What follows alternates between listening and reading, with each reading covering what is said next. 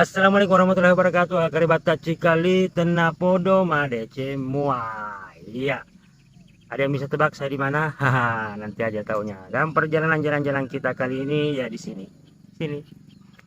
Ini melanjutkan video yang kemarin terkait KKN di Desa Patoga. Patoga, Palaka Tompo Galung dengan Abanua. Dan saya sedang berada di Desa Tompo. Bagaimana keseruan untuk hari ini? Ayo, ikut lagi.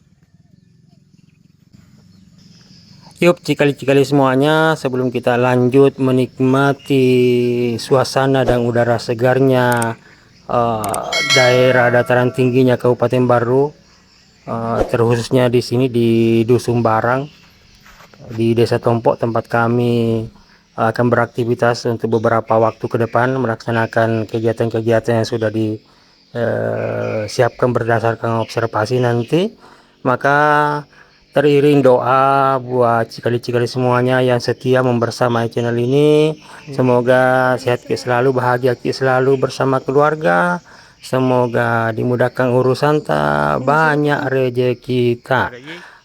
Terus yang jomblo di sini banyak jomblo, segera ketemu dengan jodohnya, aminkan yuk, amin. Nah, cikali-cikali semuanya, hari ini kita berada di Desa Tompok dan tadi itu adalah perbatasan dengan Desa Galung. Kita di sini, poskonya kita ini tidak jauh dari sini. Ini di yang ke arah Kolompia ya, mungkin sekitar 50 meter dari Pelangi ini. Ya, tadi ini aktivitas kita pertama ketika sampai di lokasi adalah observasi, mengenal lingkungan, mengenal di sekitar kita. Ada yang kami tampilkan ini, yang saya tampilkan ini adalah di Dusun Barang, salah satu dusun yang masuk wilayah Desa Tompo ya.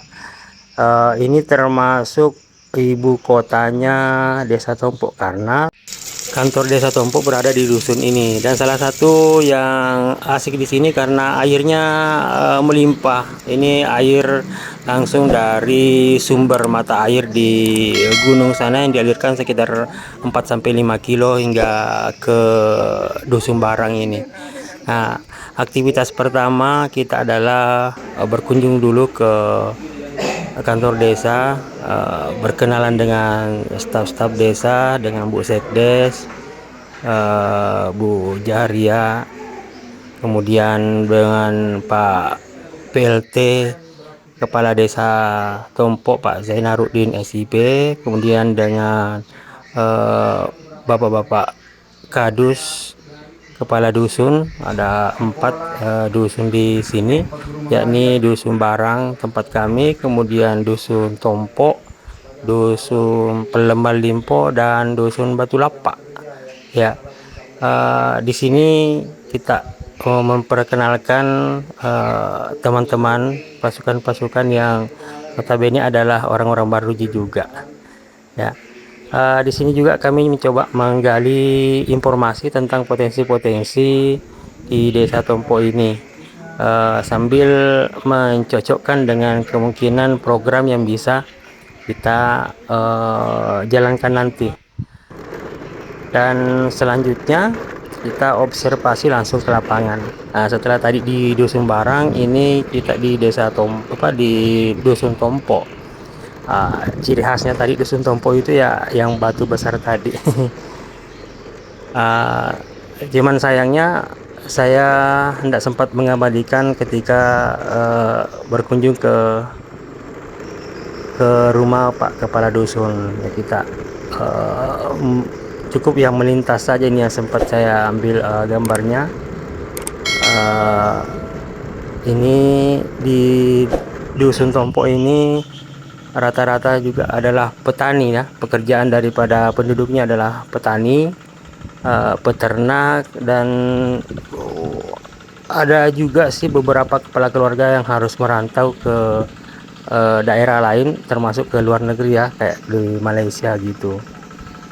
Sedangkan untuk pengairan di sini ya masih memanfaatkan air sungai ya, maksudnya sebagian bisa terair dengan air sungai. Dan ini kita bergeser ke dusun Pelengman Limpo. Nah, kalau di dusun Pelengman Limpo ini juga rata-rata petani, kemudian peternak ya. Ada juga bahkan beberapa peternak sapi yang semi intensif. Ditandai dengan yang kami dapatkan beberapa rumah yang punya pencacah rumput gajah. Nah, itu berarti sapinya tidak dilepas begitu saja ya. Terus di sini juga kami mendapatkan informasi bahwa guru ngaji anak-anak di sini mengajinya itu di tempat-tempat guru ngaji dengan sistem tradisional ya. Kemudian kita ingin lanjut ke Batu Lapa, namun ternyata sudah jelang asar, jadi kita singgah di salah satu masjid cantik yang ada di Pelema Limpo ini ya. Cuman saya lupa namanya ya. View-nya bagus, berlantai 2, ada terasnya juga, bisa untuk nongkrong-nongkrong di sore hari. Apalagi kalau masjid yang secantik ini dikelola sama anak-anak muda, saya yakin banyak hal yang bisa dilakukan dan ya bisa menarik perhatian anak-anak muda untuk lebih cinta masjid, lebih dekat dengan masjid ya, dengan catatan ya disiapkan program-program untuk anak-anak muda. Nah, cikali-cikali semuanya, lanjut ya observasi kita ke Batu Lapa ya. Ini sudah di mana ya? Ya, masuk Batu Lapa dan rumahnya Pak Kepala Dusun Batu Lapa ya. Kita silaturahim dengan Pak Dusun, ngobrol panjang lebar terkait potensi-potensi wilayahnya ya, termasuk ya penduduknya juga mayoritas petani, peternak. Kemudian wilayahnya dusun Batu Lapa ini juga berbatasan langsung dengan Desa Binuang ya.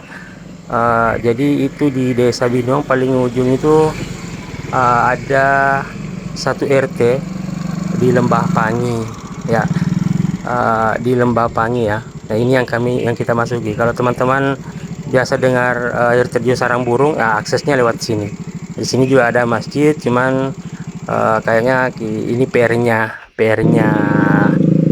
kita semua bagaimana meramaikan masjid ini.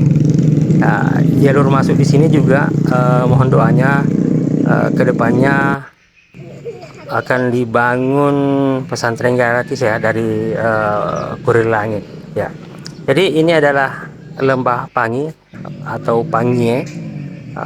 Kami mencoba bertemu dengan Pak RT, ngobrol-ngobrol terkait potensi-potensi di sini. Nah, sekedar informasi, di sini teman-teman yang menghuni Lembah Pangi adalah banyak dari daerah Mandar yang kemudian tinggal di sini.